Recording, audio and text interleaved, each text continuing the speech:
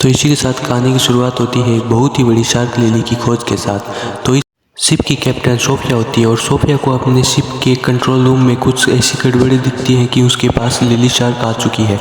तो सोफिया अपने ड्राइवर को फटाफट हुक्म देती है कि वो समुद्र में जाके जांच करे और इस घटना का वीडियो भी शूट करे।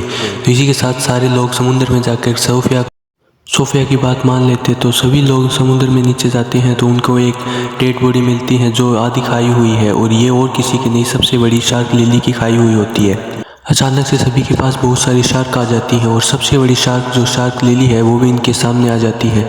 इनको देखकर वो ये सभी लोग बहुत हैरान हो जाते हैं और किसी एक को इनके पास अपना एक्सपेरिमेंट करने के लिए जाना होगा। इस तरह की कमांड ऊपर से सोफिया के द्वारा इनको दी जा रही है। कमांडर का प्रेशर आने के बाद एक आदमी लिली के पास जाता है उसकी सैंपल लेने के लिए, पर लिली उस पर अटैक करके उसको मार देती है, जिसके कारण कमांडर का भी कम्युनिकेशन सिस्टम फेल हो जाता है, जिसके कारण सोफिया पानी में कूद जाती है। और सोफिया नीचे जाकर देखती है तो कोई भी उसका साथी उनको पानी में नहीं दिखता है, जिसके कारण सोफिया बहुत ही हैरान हो जाती है। सोफिया कुछ समझ पाए इससे पहले एक शार्क लिली जो उस पर कई देर से घात लगाई बैठी है वो उसकी तरफ आगे हमला करने के लिए बढ़ती है। थोड़ी देर पर हमला करने के बाद सोफिया का पैर एक जाल में फंस जाता है, जिसके कारण शार्क उसको खींचकर समुद्र की गहराई में ले जाती है, जिसके बचने के बाद सोफिया अपना पैर छुड़ाकर बच निकलती है। तो इस घटना के 3 साल बाद जब 2 बच्चे नदी में मछलियां पकड़ रहे होते हैं तो उनके ट्रैप में एक तरह का बम निकलता है जिसकी खबर वो फटाफट पुलिस को देते हैं। पुलिस प्रशासन वहाँ फटाफट अपनी लोकेशन पे पहुंच जाता है और उनकी कुछ मीडिया के लोग भी वहाँ पहुंच जाते हैं, जिसके कारण काफ़ी सवाल जवाब होते हैं, जिससे पता चलता है कि यहाँ पहले परमाणु परीक्षण किया गया था। इस कारण इस बात को यहीं दबा दिया जाता है। इसके साथ सोफिया 3 साल बाद अपने शार्क एक्सपेरिमेंट सेंटर पर पहुँच जाती है। यहाँ सभी बच्चों को, सभी लड़कों को, सभी अपने साथी ग्रुप के जितने भी हैं उन सभी को देख सोफिया बहुत ही हैरान होती है, पर कुछ ना जानने के बाद भी सोफिया एकदम चुप रहती है। तभी वो अपने घर जाने के लिए निकलती हैं। तभी एक पीछे से एक लड़की जिसका नाम है नोरा, जो इस कहानी का नया किरदार है, वो सोफिया से कहती हैं कि मैं तुम्हारी बहुत बड़ी फ़ैन हूँ, जिसके कारण सोफिया उससे कुछ अपनी बातें बताती हैं, जिसके कारण सोफिया को अपने पुराने कुछ बातें याद आ जाती हैं, जिसको वो पर नोरा उसका अतीत जानना चाहती है, जिसके कारण नोरा की बातें उसको कुछ अजीब लगती हैं। तो सोफिया उसके साथ उसके शार्क एग्जीबिशन सेंटर पर चली जाती है, जहाँ नोरा ने काफ़ी समुद्र जीवों शार्क को बचाने के लिए अपना एग्जीबिशन शुरू किया है, जिससे वो काफ़ी अट्रैक्टिव हो जाती है। तभी नोरा बताती है कि शहर पे एक बहुत ही बड़ा खतरा आने वाला है, जो है शार्क लिलीज का। और नोरा की बात पर सोफिया को बिल्कुल भी विश्वास नहीं होता है। सोफिया काफ़ी हैरानी से नोरा की बातों को सुनने लगती हैं।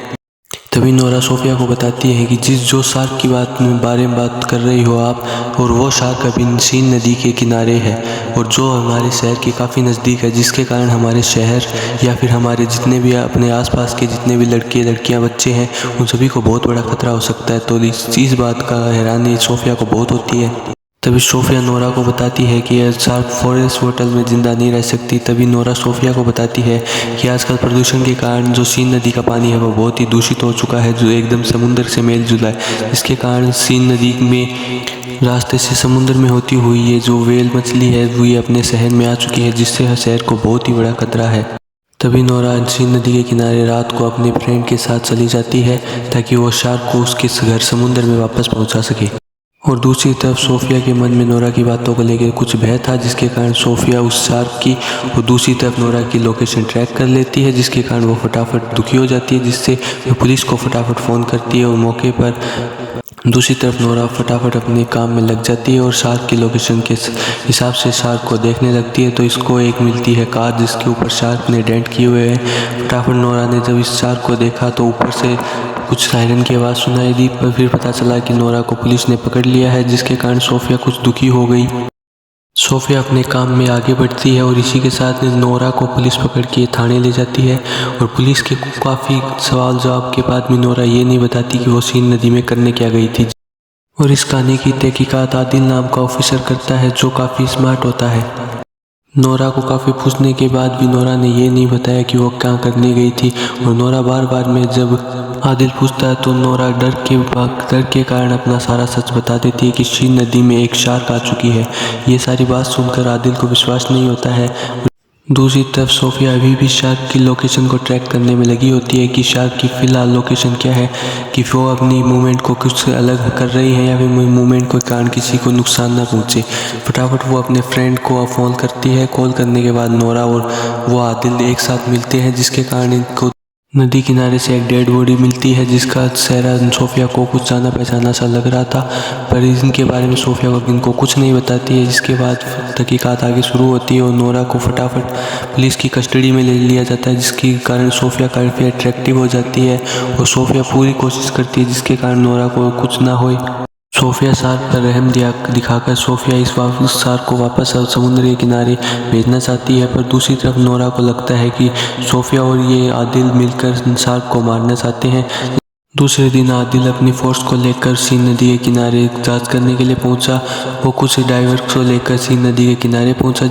दूसरी तरफ नोरा भी अपनी साइकिल पर इन दोनों को लोकेशन को ट्रैक करने के लिए इनके पीछे लगी हुई है और इसी के साथ ड्राइवर नसीन नदी में कूदने के लिए शुरू हो चुके हैं अपने ड्राइविंग सूट को पहनकर। इसी के साथ ड्राइवर और इसके बाद नोरा अपनी फ्रेंड को फ़ोन करती है कि वो सारे ट्रैकर सिस्टम को हैक कर दे, जिसके कारण कि इनको शार्क की लोकेशन के बारे में कुछ भी ना पता चले। और कुछ रिक्वेस्ट करने के बाद नोरा की फ्रेंड मान जाती है, तो सारे ड्राइवर नीचे सीन नदी में जांच करने के लिए पहुंच जाते हैं, तो इनको कुछ भी नहीं मिलता। तो इसी के साथ नोरा का काम सक्सेस हो जाता है ट्रैकर सिस्टम जाम करने का। ट्रैकर सिस्टम के जाम होने के बाद सभी ड्राइवर्स वापस अपने बोट पर आ जाते हैं और आदिल गुस्सा करता है कि सोफिया ने जानबूझकर हमारे ड्राइवर्स को मारने के लिए प्लान किया था। दूसरी तरफ एक झलक सोफिया की नोरा पर पड़ती है। नोरा को भागते हुए देखकर सोफिया समझ जाती है कि ट्रैकर सिस्टम उसी ने जाम किया है।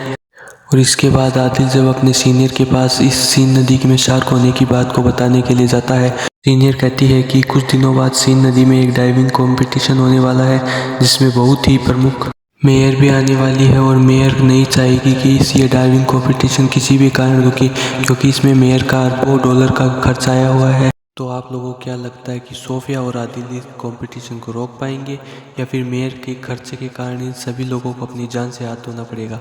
कहानी में अंत तक बने रहें और चैनल को सब्सक्राइब करें, क्योंकि पार्ट 2 मैं जल्दी रिलीज करने वाला हूँ।